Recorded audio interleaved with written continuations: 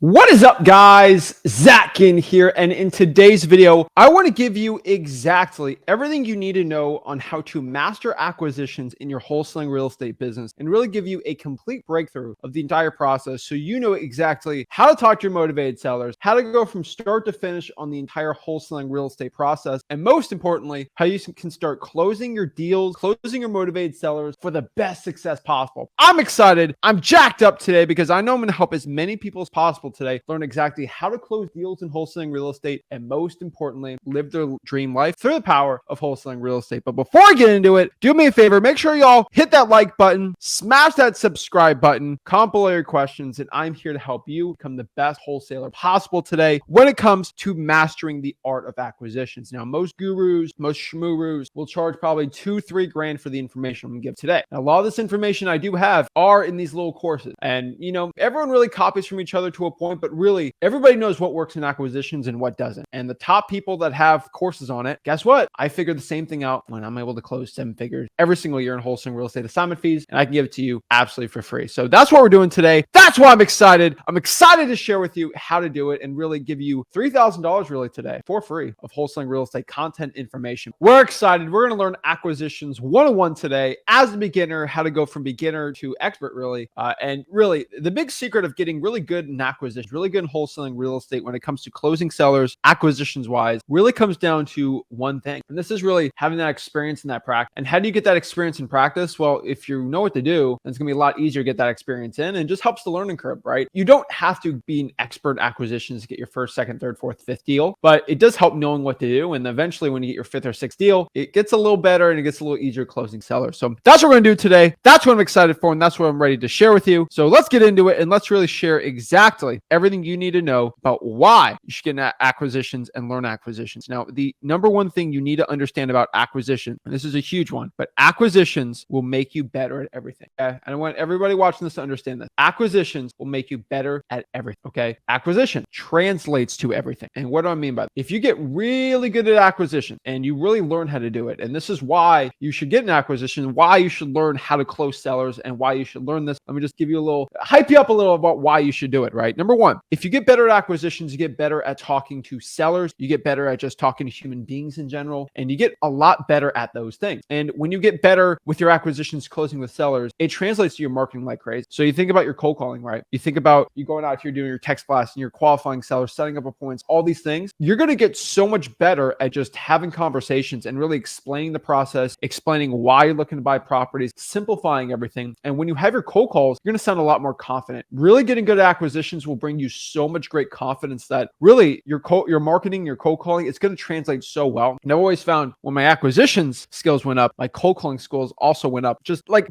not proportionately. If I doubled my acquisition skills, I'd probably say I increased everything by 40% on my marketing. And it's insane because it's like you do one thing, but you get also great effects. Same thing with dispositions. Might seem a little crazy to you, but if you are talking to sellers really well and you know how to close them, you're a lot better at closing with cash buyers. And no, you're not really closing too much on acquisitions. And that's the one thing I will share with you guys in this video a little later. But we are in wholesaling real estate. We are not salespeople. Okay. We are not salespeople and closers, quote unquote. Okay. And not in the way that a lot of people, okay, we're a little different the way we do it. But for disposition, you just get a lot better at having conversation. And the underlying thing on this is you can convey your confidence. You can convey the message you're saying in your marketing, in your acquisitions, and your dispositions. You're going to do well. And a huge point and a huge reason why I absolutely love acquisitions and why you should get really good at it is because you're going to get a lot better at speaking your message. And if you can speak your message to a motivated seller and really convey what you're trying to do, you're going to do well. Same thing with the marketing. So what do I convey in my marketing? Hey, my name is Zach. I'm looking to buy some properties in the area. Obviously, objections we got to get over and all these things, but really when it brings down your dispositions, you're just going to sound a lot more confident, a lot more professional. And that's honestly the truth of what we're going to do. This is a really important part, but like we are not salespeople. We are not quote unquote closers in acquisition. I think that's something I think people need to realize a little more. And this is going to be a little an uncomfortable truth for a lot of wholesalers out here, but it's completely true. But we are not these type of salesperson that you think, right? We are not Wolf of Wall Street. We're not on the phone forcing somebody to sell to us, right? We don't need to buy somebody's property, right? We want to sell properties, but not sell contracts to people that want to buy them. And the best example I give to you is just selling Reese's peanut butter cup. It's the greatest example of all time. A lot of people will try to sell Reese's peanut butter cup to kids that are deathly allergic to peanut butter. And then they come back to me and saying, Zach, I must be so bad at acquisition. acquisition. And it's not that. You need to sell peanut butter to people that love peanut butter. If someone's allergic to it, it's not going to do well. If you're trying to sell milk to someone with a dairy allergy or lactose intolerant, it's not going to do well. So the first thing we have to understand about acquisitions is we only want to talk to people that want to sell their property. And this is very important when dealing with a motivated seller. They have to want to sell their property. You will go mad. Could never close somebody that hates peanut butter to buy something with peanut butter. It makes no sense at all. And a lot of these closers and salespeople say, oh, I could sell it to anyone. I can sell anything to anyone. And that's not the truth. A lot of what we're doing in wholesaling real estate for the acquisition side is disqualifying. We're getting rid of the people that don't want to and just only deal with the people that want to sell the property. And this leads us to a lot better success, because I don't want to waste my time trying to close people and try to, get properties under contract with people that do not want to sell the property. It doesn't work. I've tried it. Trust me. This is where a lot of people get disgruntled, upset, and they get so scared. What if the seller says this or that? Trust me. If it's a true motivated seller, they're not going to tear you to pieces. Real estate agents and unmotivated sellers will tear you to pieces, and they'll be really mean and rude to you. And they're mean and rude to me all the time. But guess what? They're not part of the clientele I want to deal with. So what's the point, right?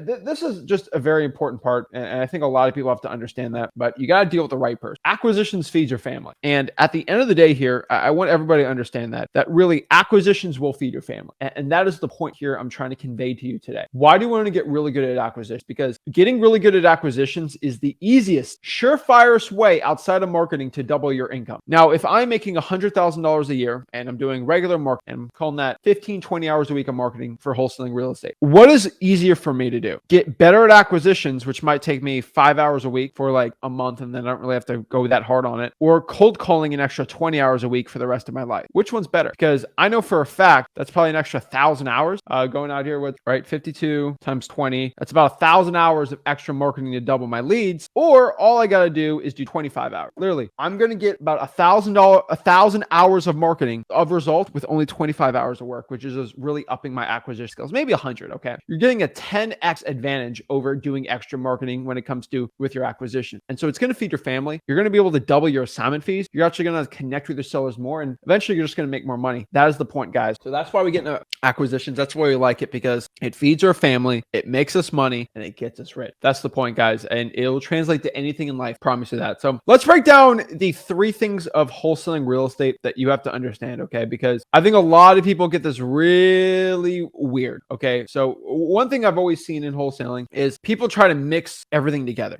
They try to mix all the acquisitions, marketing, dispo into one thing. And it's really, you have to separate them. And what do I mean by that? You have to understand the key fundamental differences between marketing and acquisitions and separate them. Because right now in this video, I'm doing an acquisitions video. Acquisitions is completely different than my marketing. And let me explain. The key point of marketing, the only thing I'm focusing on marketing is finding people that are interested in selling their property for cash. That is it. That's all I'm caring about. If you're interested in cash offering your property, pretty much all I care about. Now, there can be some qualifying with the marketing. That's when it gets a little in a gray area, but really not the biggest deal in the world, right? I care more about finding people that are interested in selling their property for cash. A lot of people think they have to close people on a cold call, and that is never the case. You are not closing somebody on a cold call. You're usually never closing people on the first call. Even in virtual wholesaling real estate, you are not doing that, right? The point of marketing is finding people that just want to sell the property and they're interested. This is why my team in wholesaling real estate, we have cold callers, and the cold callers, they're Filipino VAs, and all they want to find, if you're interested in selling your property, then we're going to bring you to Jeff, our acquisitions agent, which is going to be on my team, because the Filipino VA is not as skilled in acquisitions as somebody that I've personally trained, right? And so we got to understand is now the lead gets to acquisitions, and now acquisitions going to figure out this is a motivated seller. If it is or it's not, are they qualified? MCTP, appointment, close, money, cash, right? That is the point. You end up doing a lot more wholesaling real estate deals separating the two than with now, because when you mix them together, it's a disaster, trust me, because your sole focus on your cold calling is finding people that are interested in selling the property, and that's it. Now, the next part, acquisitions, what is the point of acquisition? And it's not that little complicated thing I just said, right? The only point of acquisitions is converting a yes, I'm interested in selling my property to a signed contract. That's it. We are really not doing anything else here. And that's really the one sentence I can tell of what I'm talking about today is the only goal, sole focus. Oh, I thought it was a king closure. I thought that's what, no, we're not focusing on closing and getting that bag and being the most gangster guy out here. Okay. Our sole focus is converting that. Yes, I'm looking to sell my property into a signed contract. That is it. Now there's some steps in between that. And this is why a lot of gurus charge thousands of dollars for the perfect sales system. But really what I could tell you is simplify this and your whole business will make a lot more money. And if you really break down what I'm going to say today and really write your notes and really take exactly what I'm saying to heart, it's going to help you a lot. Okay. So let's break down exactly what is a motivated seller. So we have to talk about in wholesaling real estate when it comes to converting that, yes, I'm interested in selling my property into a signed contract. You got to understand this thing. Okay. We want to convert it. Yes, I'm interested in selling my property. We got to figure out if that person is a motivated seller or not. How do I figure out if somebody is a motivated seller? Now, there are sellers and then there are motivated sellers. A motivated seller is exactly what's in the name. They actually have a reason, a motivation to get rid of the property for cash. That is it. They have to have a reason. And a motivated seller, in my personal opinion, now it's kind of different with a lot of other people, but really a motivated seller is somebody that wants to sell the property for cash and preferably at a deep discount so we can make money. Okay. That is what we're focusing on. So if I have somebody and they say, I'm looking to sell my property, how am I going to figure out if they are actually going to be a motivated seller or not? And this seems like a complicated question, but it's really simple. You have to ask them 4 questions to see if they're a motivated seller. That's it. We just ask questions. And you're going to realize pretty quick, 80% of acquisition is asking the right questions at the right time, at the right pace, at the right tonality. That is it. 80% of acquisition is going to be just asking questions. And how do you ask the right questions? You listen. If you can listen properly, absorb that information, and then spit out the perfect questions, you will spit out a really good lead, a really good seller, and a really good deal. Guys, when you see me do my live cold calling, when you see me closing sellers live, it is always about the questions I ask. It is never about how calm or chill, or it's about the questions I ask. And the way I ask these questions is going to be more important than the actual words I speak. And I want you to understand that. Let me say that one. Let's take a little rewind here, okay? Rewind here. The way you ask these questions is more important than the words you actually say. So it's more important how you say it than what. So what are the questions I have to ask to see if I have a motivated seller or not? I literally think of one thing. This is it. It is called MCTP. Write that down. If you are brand new, go through MCTP. MCTP. That is it. That's all I think. When somebody tells me over the phone, I'm looking to sell my property, I literally think MCTP. Okay, let's break it down. And then I go through MCTP. That's it. What is MCTP? Motivation, condition, time frame, and price. That is it. That is all the questions I ask. So let's break down those questions, right? So M, motivation. Hey, Mr. Seller, why are you looking to sell the property? C, condition. Hey, Mr. Seller, can you tell me a little bit about the property? T, time frame. Hey, Mr. Seller, when are you looking to sell the property? And P, price. What price are you looking to sell the house for, right? And the questions you ask here, and really how this kind of goes through, is we'll ask those questions, and if they go well, if I have a good motivation, if the property's in okay condition or bad condition, that's perfect. They want to sell fast and preferably at a decent price. I'll get off the phone pretty quick with them, and I'll basically explain to them, hey, Mr. Seller, that's great. Let me talk over to my partner about this deal and see if this is something we want to buy or not, right? I'm always acting like I'm a tad disinterested. And this really actually helps me get deals a lot because I want the seller selling to me, right? And then from there, we'll schedule an appointment, go on the deal, close it, things like that. But it's a lot of stuff in between. We have to understand how we're doing it, right? A key point of me closing sellers really well comes down to confidence. If I can confidently go to my motivated seller and speak these questions with authority and confidence, that's what we're going to do well. What is confidence? Confidence is basically the belief in yourself of what you're saying. And that's the best definition I found for confidence. If somebody has a better definition, please let me know. But really the best definition for confidence is a belief in yourself of what you're saying. And so when I can talk to a motivated seller and say, hey, Mr. Seller, me and my partner are looking to buy some properties in the area for cash. I can say that with pure conviction and pure belief in my soul that me and my partner are looking to buy some properties in that area for cash because my partner is a cash partner. He is a cash buyer. He bought 5 houses last year for cash. He's definitely look for more at the right price, right? And so that being said, a lot of people have a lot of confidence issues because they don't believe in what they're saying. And a lot of them don't believe the wholesaling process might be real truly in their soul, or they just haven't gotten their deal yet and they don't believe it. But the best way to gain confidence, again, is with experience and actually just through repetition, right? You can believe you can say it the right way sometimes by just doing it enough and having that experience, right? That's why I could have confidence to go in my truck today and drive over to the studio because I've done it so many stinking times that I'm very confident to do well. Now, if it's the first time me ever driving, I'll be very nervous and probably not have the perfect confidence in it because I'm not an expert in driving, right? And so confidence is going to be very important. The next part here is, let me just give you a couple quick secrets, okay, of how I destroy my competition in acquisition. I destroy my acquisitions really fast because I do one very important thing, very, very important thing. And this is the one line. Zach, I get so many people in my market. Zach, how do you get these huge deals? How do you do so well? How are you making 7 figures and I'm not making that? One sentence, actually care about selling. This is a shocking revelation revelation. This is going to be mind-blowing revelation. No guru, no real estate, whatever YouTuber type person saying this, no course guru on Facebook or TikTok saying, none of them saying that. This is super important for you to understand, but actually care about your seller. Okay. And I can say for 99% of people out here, you can actually do this. Now, if you're part of the 1% people, I think they're called sociopath, psychopath, not psychopath, I think sociopath. I don't know what the definition of it really. I'm not saying this in a mean way, but there's like 1% of the population out here that actually can't feel empathy or sympathy in their heart. Like, for example, have you ever seen those animal shelter commercials as a kid where it's like the really sad music and it's like the sad dog and the cold, like hungry? I literally can't watch those. I care too much. It makes me so sad because I have too much sympathy and empathy for that because I have a heart, right? Now, there's like 1% of the population, not because they're mean, terrible people. They can't feel that emotion towards people, right? Just like 1% of people, right? So for that part of the 1%, it's going to be a little harder to do this. But I would say for 99% of people watching, you actually want people to have a good day, a good life, and enjoy themselves if it doesn't affect you, right?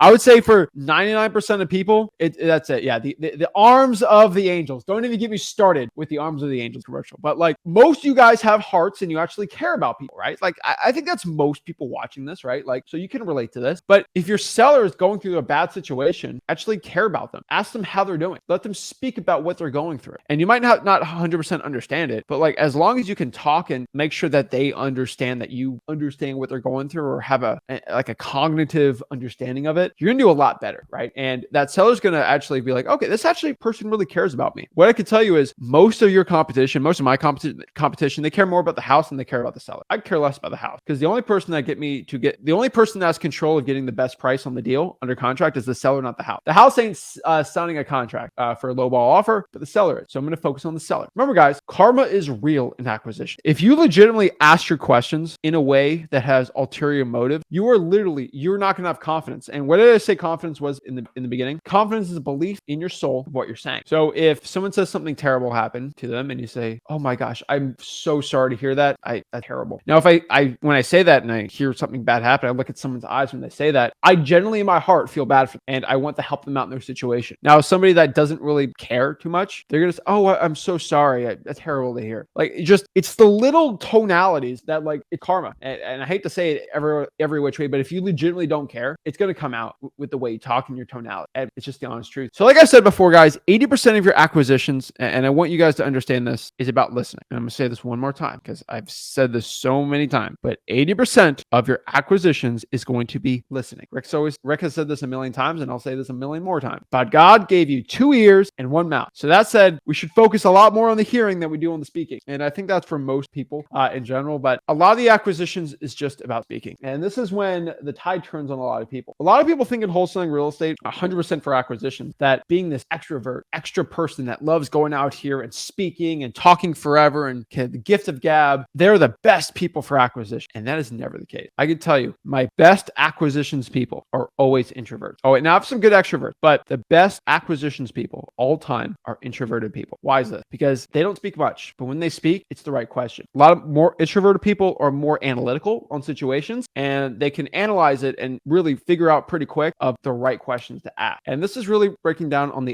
80-20 rule. And this is the rule you have to understand for acquisitions when it comes down to asking the right questions. Okay. Now, this rule basically states that if you are listening 80% of the time, you have to ask questions 20% of the time. Not questions, but you have to talk. Okay. So if you look at a conversation, you look 100% of a conversation, a pie chart, 80% of the speaking needs to be done on the seller, and then 20% has to be done for you. And the biggest question I always get is, Zach, what do I say for the 20%? Do I say a speech? No, you just ask questions usually for the 20%. And asking those questions will invoke a response. And that's how it works. And when we're talking to motivated sellers, we got to understand we have to avoid the bad words, the potty words. Okay. These are the no-go words. You should never say these words ever. And you'll get in a lot of trouble for saying these words. So you should never say them. Okay. There are banned words in wholesaling real estate that I have for you guys. And I want to break down. There's mainly 2 banned words you are never allowed to say to your motivated seller because they have negative connotations. They'll make the seller upset, agitated, and stressed out. And that's just not going to help you close a deal at all. 3 things mostly. Okay. Let's break this down. Number 1, investor. Do not say the I word. This is my biggest pet peeve. This loses more deals than anything else in this business. Do not say the I word. I word is, okay, guys, investor. Investor has a negative connotation. Who are you? I'm a real estate investor. Oh, I'm a real estate investor. No. Okay. All right, guys, that just has a negative connotation. Oh, I'm looking to buy your property just to sell it and make a profit off of you. Just the seller knows you're going to make a profit, but just rubbing it in does not help. Okay. It's like, for example, you're going to a grocery store and you buy $100 worth of groceries and then it says it on there. We made $40 in profit off of this purchase. Like, you're going to not like that. And you're probably not going to go to that store, right? And not because like, the grocery store's making a profit when they sell something, but you got to understand this, that it's like, what, you're making a profit? Like, it gets a little more upsetting. So don't say the I word. What do you say instead? I'm a cash buyer. Oh, he buys houses for cash. Huh, right? Cash buyer. I get a lot of wholesalers that try to be this crazy hedge fund, Wolf of Wall Street, real estate investment fund type thing. And I'm this big titan of industry. Stop it. Okay. Hey, most of these people that keep talking, most people that brag about being a real estate investor don't own any real estate at all. And it drives me crazy sometimes that I have my competition out here and they'll say, I'm this big real estate investor. I never say I'm a real estate investor. I never say that. I don't even like saying I'm an entrepreneur half the time. Okay. Investor is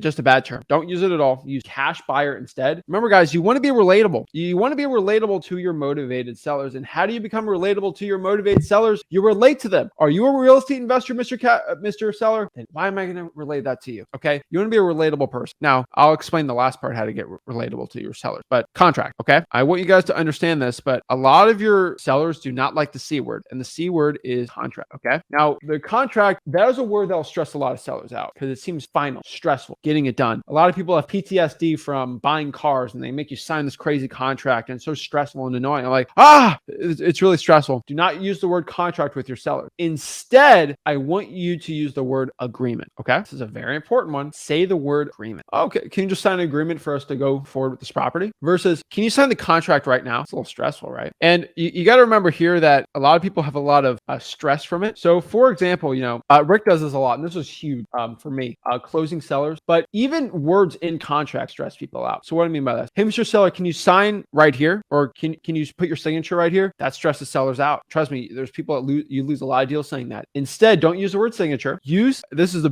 best hidden gem Rick's done with contracts that I've used and it works really well. Hey, Mr. Seller, can you put your autograph right there? I'm telling you, this is just a little bit of gems on here. I promise you, this will it would increase the chance of something signing by over 25%. By just shifting the words you say is so much important, right? And how you say it's very important, right? But don't say signature, say autograph. And people, oh, my autograph, I love it. They get in a better mood too. It's how you say the words that are very important, right? Next here is real estate lingo. And I see a lot of people say this with motivated sellers and it's terrible. Okay. What did I say a little earlier today? I said, you need to relate to your sellers. I hate it. Okay. I talk to a lot of lawyers and unfortunately have to speak with a lot of lawyers, sometimes doctors and all these people, right? And doctors are actually really good at this. Lawyers are not. Realtors are like this too. A lot of lawyers have a stick up their butt and they think they are the smartest, most amazing, and they know everything. Now that's about 90% of lawyers. Okay. 10% of lawyers know that they know nothing and they are just glorified people that have a license basically that understand the law. Now they know a lot more about law than me, but I'm just telling you it's very important. Okay. Now you got to understand this. If I talk to a lawyer and they try to speak over me and they try to stress me out. So one thing I've always had is when I talk to lawyers, when they want to talk to me about me buying a property, they try to throw me with all these Latin terms for laws and is the jurisprudence on the contract and then they say all these law terms that go over my head. And I'm just telling you, I've taken some law classes. I've done well in them, but like I could care less, right? I know the law. I know how to do it the right way, but I always have lawyers look over everything I do. Okay. It's worth my money and I have a lawyer advising me, so it's perfect, but it gets really annoying and it's really hard to connect and have any connection rapport with somebody that speaks over you. So one way doctors are really good at this is if the doctor says you have, an abrasion of the fourth thing in your C4, and it's like, oh my gosh, there's coagulated blood in the what? Oh my gosh, this is just so stressful. And like it gets but really a doctor's like, well, basically what happens is you got a cut and there's a little bruise and it's going to heal up, right? And then the medical doctors are actually very good at calming people down by simplifying it, right? But sometimes if a medical doctor wants to go crazy, they can say these crazy words to really stress you out. And my sister's getting her doctorate, so like she can say a lot of things to stress me out when it comes to, oh, you have a malformation of the, I'm like, what? And it's like, oh, you just got a cut there on your toe, right? Like, so like a lot of doctors can do this, right? A lot of lawyers can do this, and it's a little stressful. Realtors do that. They try to talk over you, right? And you have to understand that you understand real estate lingo. You know what ARV, comp, like tax assessed value, all these things are. But when you speak that to a motivated seller, it's all Latin to them. It's all French. Okay. they don't understand it. Or you're speaking a different language than them. And this like, wait, there's persons I can't connect with them. They're stressing me out and they're saying all these confusing terms I don't know. I don't like this, right? I'm a little stressed out here. I don't want to do this, right? If you simplify things, it's a lot easier. So for example, let's talk about comp, okay? Hey, Mr. Seller, I would love to buy your house for $400,000, but the comps show that the most this thing is worth is $250 because of this street, this street, this street, this street. That does not work. Okay, that is a terrible thing to say. But you can switch your language up and say, hey, Mr. Seller, I would love to buy your house for $400,000, but I was looking on Zillow and it said the house 2 doors down here, 143 Main Street, sold for $300,000, and it was, I think, 500 more square feet than you. So like, I'd just rather buy that house than this house, right? You're not using the word comps, you're just switching it up, right? And if you really understand how to say it the right way, it's going to help you out a lot more. ARV, comps, all these, don't say that to your seller. They get confused and they don't like it, okay? This is one sentence you have to understand, but speak at like a 4th grade level or 5th grade level to your motivated seller. This is how you got to do it the right way. So first of all, talk to your seller as if you would with your mom. And I don't know if I'm saying that the right way or the weird way, but like if you're speaking to your mom about real estate and she doesn't really know much, or your grandma, speak it in those terms. Like, are you going to really try to confuse your mom with all this crazy lingo? Oh, mom, the ARV and the comps clearly don't show this, but if I look at the assessed value on it and the TAV and I do my formula, why do you stress your mom out? Most people, hey, mom, like this house sold over here. You're going to explain it. You're going to have patience, right? And just treat it like you're speaking to your mom about the lingo, right? Like, don't talk about the lingo, but like, just explain it. Make the process a lot easier. That's why most people need realtors when it comes to selling and buying a property, because they need someone to handhold them in a simplified process of the entire thing, because it's stress, okay? Tone and tonality is super important here, guys. The way you speak to your motivated seller, right? The way you talk about it, and especially the tone that you say.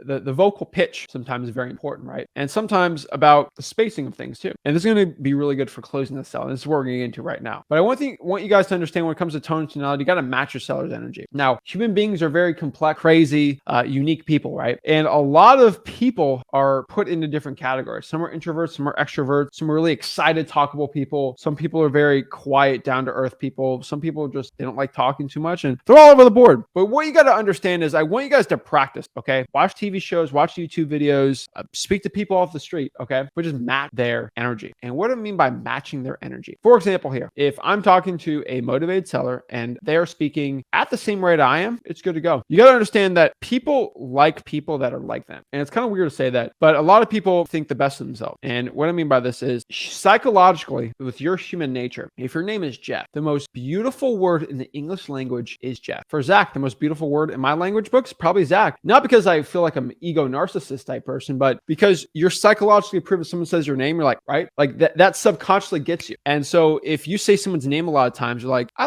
like what this guy's saying, because you're getting hits in the brain of someone saying my name. I like this, and they like you instead, right? And these are a lot of psychological hacks that you can use basically for anything. And so if I'm talking to someone named Jeff, I'm going to say the word Jeff a lot, right? It's a lot better to say that, right? And this is just going to help match their energy. So hey, I'm looking to sell my property. Yes, what's up? How are you? And I say, yeah, my name's Zach. I'm looking to buy your property. The energies do not match, that seller's not going to like you. Okay, you have to match the energy. If someone's excitable, you get a little more excited. If someone's a little somber, you just talk a lot calmer. You're good to go, right? This is why, extreme example, right? But I've done this just a tad, right? So if I'm wholesaling real estate, I remember virtual wholesaling in Knoxville, Tennessee. A lot more people in Knoxville, Tennessee have a southern draw, and they talk with a little southern accent, right? And I have a lot of family out in old Georgia, right? Like deep South Georgia, and really deep southern accents, right? And so I can understand a southern accent, and it sounds confusing if you don't understand what I'm saying. You're like speaking to people like this, but like when you speak in a southern accent, it's a lot slower, it's a lot simpler. It's not less elegant, but like it's just a little different, right? And so you have to match someone's energy. And just little tiny languages like saying y'all, or how you doing today, or just doing something that help them understand. But like you're some southern accent, they speak a little slower. They're a lot more kinder in the voice. It's just a little different, right? And so you just have to understand to match the energy versus a New York person. And in Florida, I have a lot more people, especially South Florida I'm at, there's a lot more people with a New York accent than with a southern drawl accent, okay? But if I'm speaking to somebody with the New York accent, mostly Bronx or the Queens, okay? These these people, they're amazing people, one of the nicest people you'll ever meet when you actually get to know them. Okay. On the surface, sometimes not, but actually when you get to know them, they're great, loyal, amazing people. But like they speak sometimes very fast and very direct. And it's kind of weird to say, but like they're very fast and very direct on it. Okay. And it's kind of weird to do it, but like they say, what's your offer? What's your offer? What do you want to sell? Like, how much do you want to buy my property for? Like, what's your offer? Like, don't play games with me. Come on. Like, just it's a lot different, right? And you got to match energy. Hey, Mr. Seller, I would love to buy your property, but just think about this one thing really quick. I mean, have you ever bought a car? And you got to match the energy a little more. Not that crazy, but I can tell you just got to match people's energy and they will like you a lot more. It's a little weirder to say, but like I can tell you, if you can match people's energy, it's going to help you a lot. Okay. And so the next part about that is just building rapport. And when we have conversations with sellers and we start talking to sellers, we're going to have to connect with them and build that rapport. And rapport is basically a word of building that connection, right? And so most people have like best friends, right? And if you have a best friend, you can talk to them for hours, you guys have a good rapport built, and you can really have a connection of things, right? And so how do I build rapport when talking to a seller and really build a little bit of a connection, a little bit of a friendship type thing going on? How do you do it? You just think of the Ford method, F-O-R-D, the Ford method. Now, the Ford method is basically a method of talking to motivated sellers, basically with the Ford. So F-O-R-D, so you talk about family, occupation, recreation, and dreams. So Ford, F-O-R-D. If you could think of those 4 questions, kind of like MCTP, but this is for rapport. It's called Ford. And actually, I'll write it down for you guys. Ford method. Here it is. Ford method. F-O-R-D. Family, occupation, recreation, dreams. Family. Tell me about your family. Is your family from this area? Are you looking to move to be near family, right? Oh, occupation. What do you do for a living? Do you have to get a new job when you got to go somewhere else, right? R, recreation. What do you like to do for fun? Do they have fishing up in Minnesota? Or like, just explain that. And then D, dreams, where they want to be in the future, right? That's a really good way to build a connection and rapport from your motivated sellers. It's very, very similar to MCTP, right? And I think so many wholesalers out here, they get very confused when it comes to building rapport, and they got to think they have to be fake with somebody, but you don't. Okay. Very, very important. All right. And now the next thing we have to understand, and we're getting to the closing part here of actually closing a seller, right? It comes down to one important. This is conditioning the seller. It is a must. And what I mean by this is, what is conditioning the seller? Conditioning the seller is basically making sure the seller can only give you a yes or no decision to selling the property. Now, there are 3 answers you can get when you try to close a seller. And let me write it down. All right. A lot of people think there's only 2 ways a motivated seller can answer it. So basically what I mean by that, a seller and offer, things like that. Hey, Mr. Seller, I'm going to offer you $100,000 for the house. A lot of people think it's a yes or no, either it's a yes or no decision, right? No, that is not the worst thing. So it's like, what's the worst thing someone can say when you give an offer? No. Zach, no is the worst thing someone can say. That's actually one of the second best things someone can say. There's only 3 answers, right? But maybe. The worst possible answer somebody can give you is a maybe. And what do I mean by maybe? A maybe is literally hot. It's a pause. They don't have to make a decision. It's procrastination. It's the worst. And time kills all deals. So if you extend the time it takes to actually close a deal, it's not going to do well. And so I think a lot of wholesalers out here that they go out here and they try it and then they get the maybes. And the number one question I get people stressed out, like, Zach, I have a $40,000 deal. I gave an offer. And before they signed, they said, let me think about it. Maybe. What do I say from that? There is nothing you can say to convince somebody to sign it when they think of maybe and they got to think about it. That's never good. So the 3 things somebody can say is yes, no, or maybe. All right. It's very stressful to say, but it's true that if you go out here and you get the yes, no, or maybe, it's not going to do well, right? We have to eliminate that maybe, because it's like playing tag as a kid. Have you ever heard that kid playing tag in elementary school where you guys are playing tag and before you catch the kid in the corner and before you go hit him for tag, he says, pause. And then he just walks away and then he clicks on pause and he's like a mile away. It is the most annoying thing in the world. And that's what your sellers do. You take all this time, this energy, conditioning, trying to close the seller. And then you try to go and say, would you take $75,000 for the house? And they say, pause. And then they say, I'll think about it. And then they go talk to other people and they kind of play you and then you don't get the deal. This is where my competition gets lost. We have to cut the maybe out. So when we actually talk to a motivated seller, when we condition them, we limit that no. We limit that maybe. So it's only yes or no from there. How we do this? This is conditioning the seller. Now, conditioning the seller, all we have to do before we actually go in the appointment or give the offer, we have to ask the seller one key important question. Hey, Mr. Seller, before I actually go see you on the property tomorrow, I just want to make sure one thing's clear. Are you ready to make a yes or no decision on selling the property? I don't want to waste your time or my time, and I'm only going to be able to go to the house once. So are you ready to make a yes or no decision?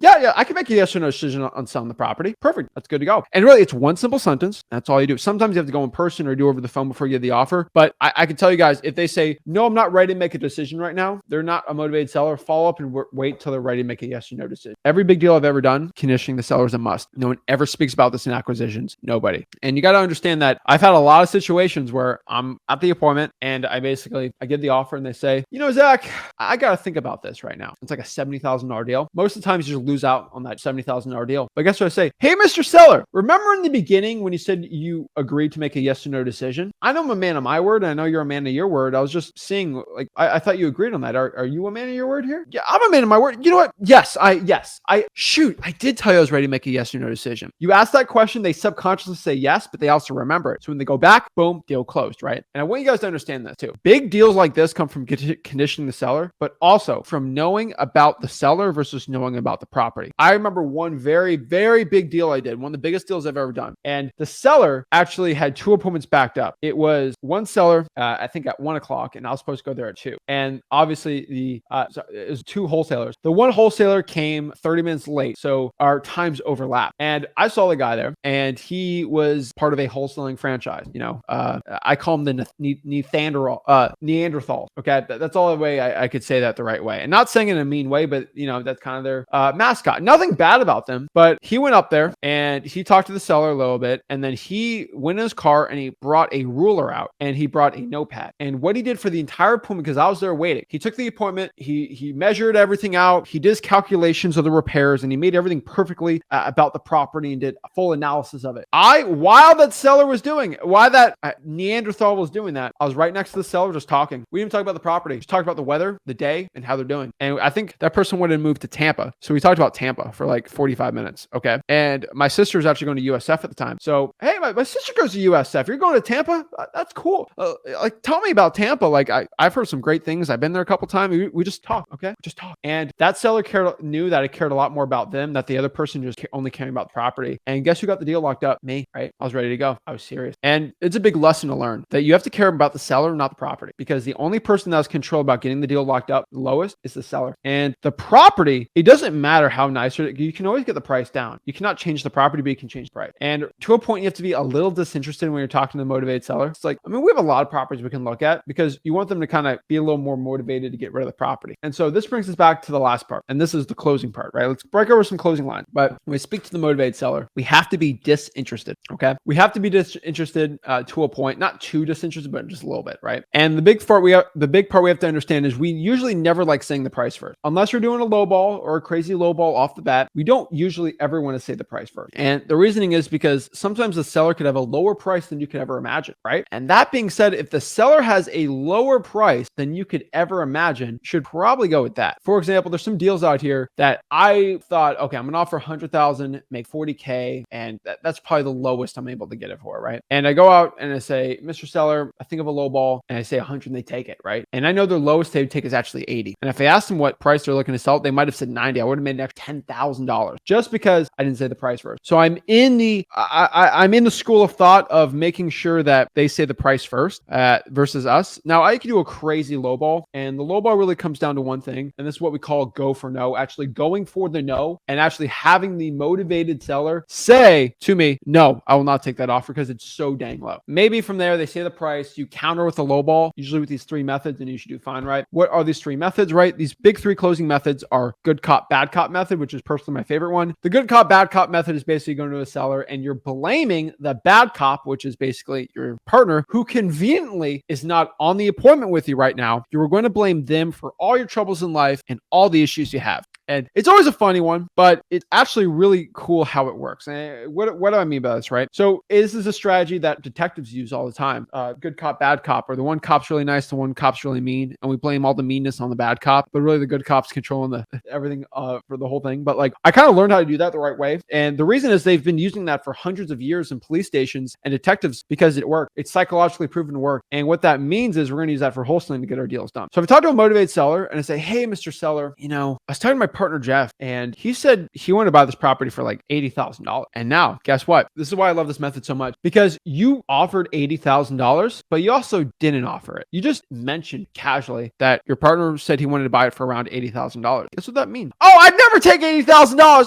And they're getting really angry at you because you lowballed so low. Guess what you can say? Hey. I know, I get Jeff is crazy. Jeff always wants to buy and sell properties for like crazy prices. He wants to buy this house for $1 and sell it for $1 million. Jeff is ridiculous. He wants to buy it for so low. Trust me, he's crazy. I was just telling you what he was saying. I'm a lot more reasonable guy, okay? Oh, yeah, okay. That's why you're here. Screw Jeff. Yeah, screw Jeff, right? I just offered $70,000 and I got the reaction and I didn't even get in trouble for it, right? It's like playing Fallout or like Skyrim, and you're going out here and you're playing and you do something stupid and you click pause and you can go back to your last save game. Same thing with acquisition. We try something out, it doesn't work. I just pause, go back to the save game. I got like a million lives, right? Same with the good cop, bad cop. Now, the dollar bill method's another really good one too. Hey, Mr. Seller, how much are you looking to sell the property for? Oh, I have no idea how much I'd sell the property for. I get this all the time. When somebody says they have no idea how much they want to sell the property for, 90% of the time they actually do know it. They heard a book somewhere of how to close.